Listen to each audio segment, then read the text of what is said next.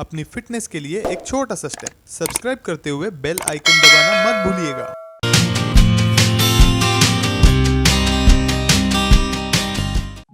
A very warm welcome to everyone viewing this very important conversation.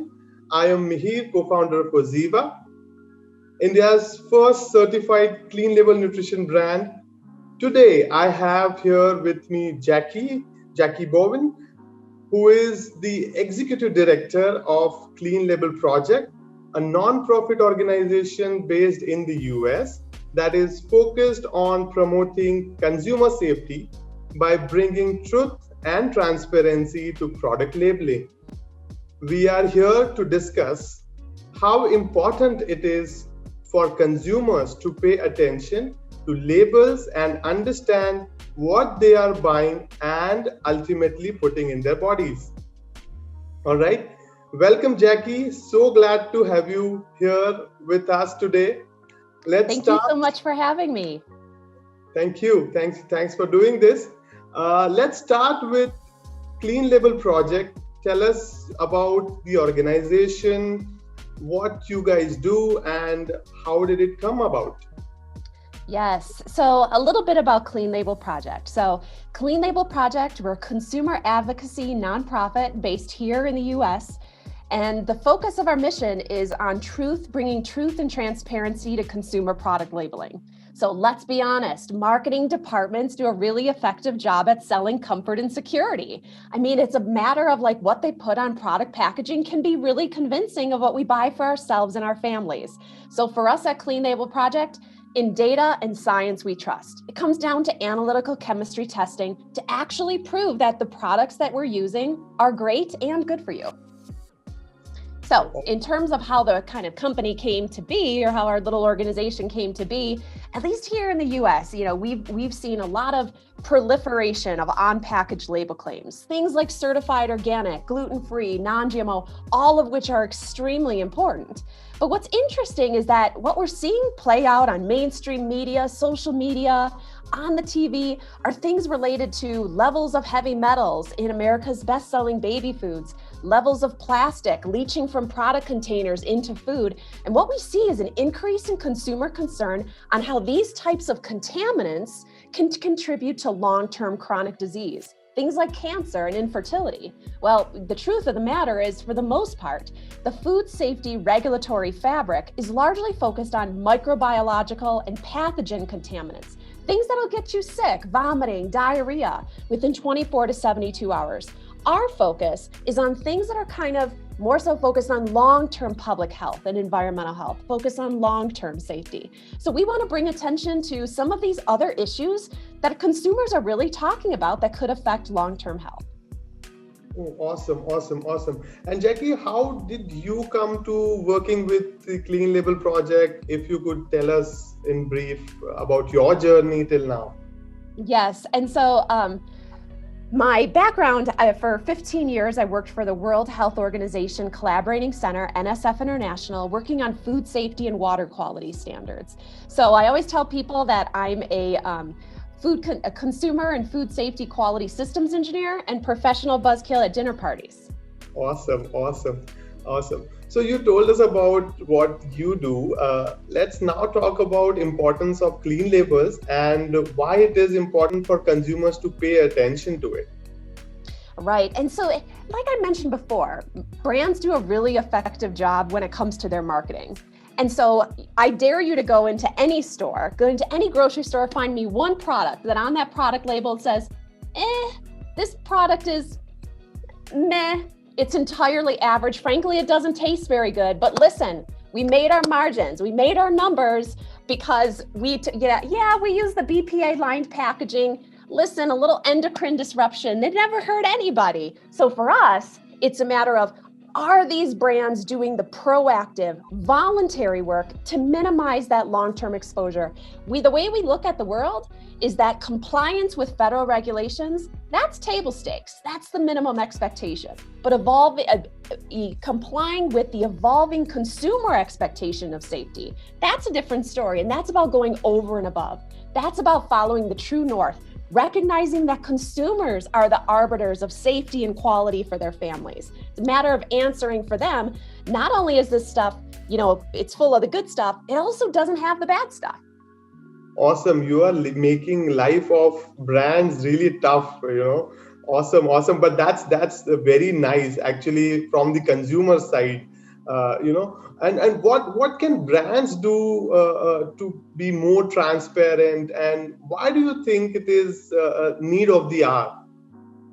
Yes. So I would say some things that brands can do to be more transparent is, let's be honest, I have yet to encounter a brand that is intentionally peppering their products with things like pesticides, heavy metals, plastics. It's not the case. It's not that there's anyone out there maliciously trying to add this stuff. But at the end of the day, from an engineering perspective, what gets measured gets done. Since some of these contaminants are outside of the scope of various food safety regulations, even though we know the focus is on consumers are very focused on it, it's a matter of recognizing it's not just about complying with food regulations. It's a matter of looking at what is it that consumers are concerned about? What are moms concerned about? What are athletes of all capabilities worried about when it comes to their health and their very best performance? So for us, it's not just a matter of complying with federal law, it's a matter of complying with the court of public opinion when it comes to safe and quality food.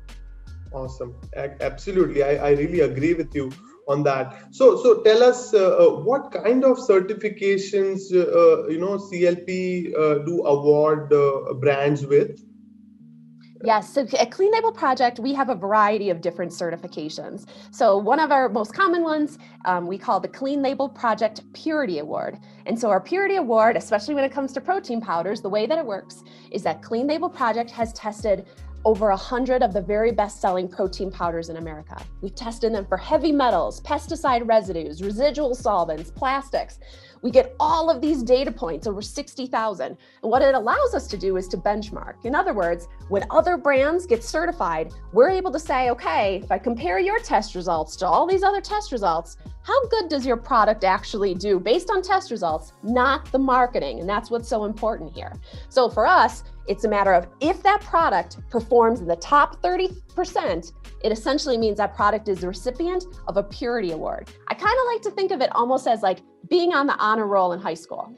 Awesome. I think this is really good. So tell us about this Purity Award and its significance, so the consumers can understand it in deeper sense.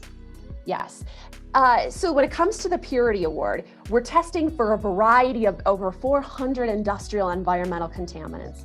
We're talking about pesticides, things like herbicides, different types of chemicals that are used to prevent mold growth on different types of plants. We're talking about heavy metals, lead, arsenic, cadmium, and mercury. Yes, heavy metals are naturally occurring in the Earth's crust, but heavy metals are also a byproduct of things like mining, fracking, industrial agriculture, things that because of human influence, we have an increased amount ending up in our air, our water, and therefore our soil and being sucked up within our food product. We also look at residual solvents. Solvents are used to help kind of pull out different types of ingredients from different types of plants, but we want to make sure that those solvents don't end up in the finished product. And also, like we talked about before, it's about plastics. So think about it. So often we use plastic in our product containers, in our storage containers. Well, what happens is when these packages get warm, or sometimes the lining of the packages, which can help extend the shelf life, sometimes what happens, you have packaging migration. In other words, that product very slowly starts to degrade a little bit. And when it degrades, it ends up migrating into the food product and ends up being ingested by us. The thing is that different types of packaging materials, for example, BPA, bisphenol A, has been linked to things like endocrine disruption and infertility. And so it's a matter of looking at products, not just for what's inside, but also the potential of any adverse health effects that could happen because of the packaging that's being used. Awesome. This is really deep. Thanks for making us understand it so nicely. So what are the grounds on which the products in the consideration are tested? If you can tell us little bit more in detail, and what criteria do they have to meet to able to be awarded the same, So if you can tell us more about that. Yes. And so in terms of the sensitivity that we test products down to, for the most part, we test products down to the single digit parts per billion. So think of it, yes. And so it's very small levels.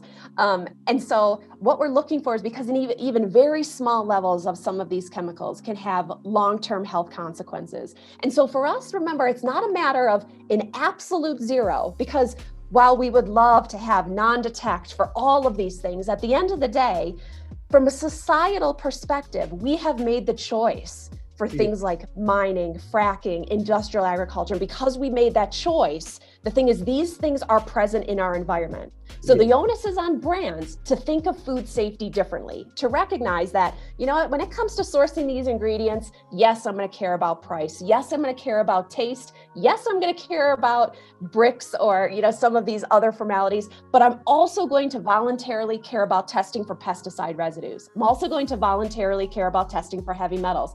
Instead of choosing something that's going to extend the shelf life of my product, I'm going to make sure to choose the BPA-free packaging to make sure that my product doesn't contribute to this. And so when it comes to the testing, these products are tested down to single-digit parts per billion. And like I mentioned, it's a matter of benchmarking. It's the overall product's performance in relative comparison to other products on the market. Only those products with test results that are in the top 33% or the top 30% of the category are eligible for that purity award. Wow, that's great. We have been through the process, and I know it's such a rigorous one, but you guys have set up a gold standard. For our viewers, tell us how many brands have you tested and how many have actually finally received the certification? Yes, and so it's interesting. Clean Label Project has literally tested tens of thousands of food and consumer products. What's interesting is that we have only certified about 100 about 100 different brands worldwide. Think about it. It's a matter of these brands voluntarily signing on to have extra strict rules over and above those minimum requirements of regulations. So the thing is, it's a matter of these really progressive, forward-thinking brands that are really trying to show their commitment to consumers. I mean, let's be honest, you go to the store, there's so many options when it comes to supplements, to protein powders, to baby foods. It's a matter of looking at it as a brand of like, how do I talk to consumers differently? And what consumers want, and I like to think I kind of speak for a lot of consumers, we want more of the good stuff and less of the bad stuff. But when you go to the store and you see all the marketing and everything is talking about how it's full of nothing but wholesome goodness, well, if everything is full of wholesome goodness, well, then where's the bad stuff?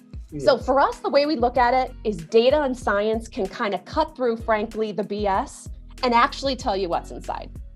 Awesome. And I would like to again tell Indian consumers here that in India, there is a limit of parts per million. And here we are talking about parts per billion, guys. 1,000 times stricter. Yes, this is 1,000 times stricter. And that's the reason only about 100 brands have got this certificate. And this is the benchmark that we have set for ourselves. I must say, it's a tough process, but we wanted to set bar in India.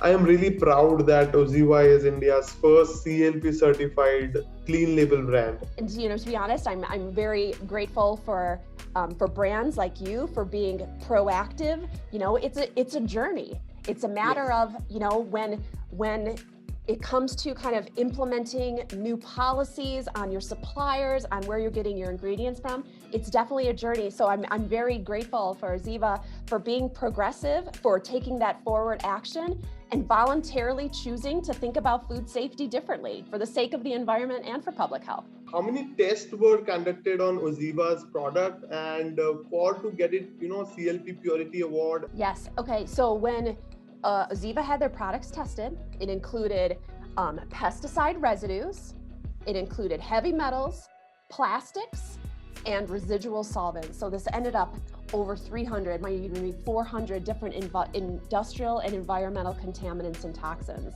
And so that really comes down to the fact that, looking at it comes down to really how OZiva goes about sourcing its ingredients, because it's a matter of what we test is the finished product. We test what it is that consumers are going to be purchasing. But at the end of the day, the way we look at it, especially from a quality engineering perspective, garbage in equals garbage out. And so it's a matter of making sure that you source those really great ingredients so that you have a really great finished product. The really, wonderful thing is that here the test results show that this product is really pure in terms of when you're talking about the ingredients. When you're looking at those industrial environmental contaminants that up in the air, the water, and the soil, OZiva is thinking about food safety differently and screening those suppliers for other contaminants that may be outside of the scope of federal regulation. So this brings me to the last, but not the least, the last question from my side. Any message for the Indian consumers which you would like to tell us? Yes, absolutely. I would say one final thought. So be a conscious consumer. If you see a product label claim and it's not substantiated, doesn't give the detail, call the brand out on it. Talk to the retailer.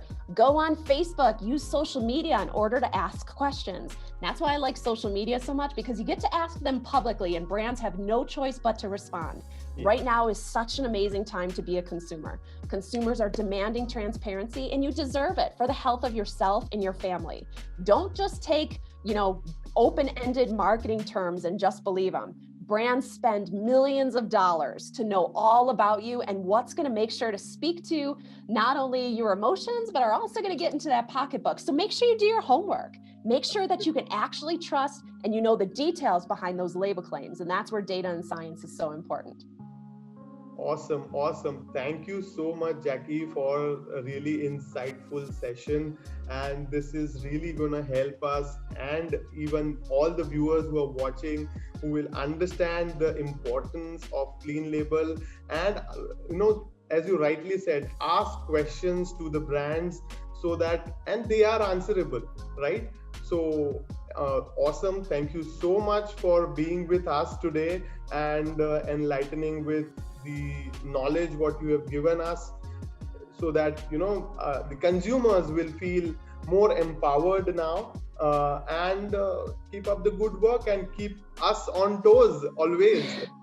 Well, thank you for having me today, for taking the time, and of course for thinking about food safety differently. Thank you so much, Jackie. Thanks a lot. Have a great day. Thank you. Bye.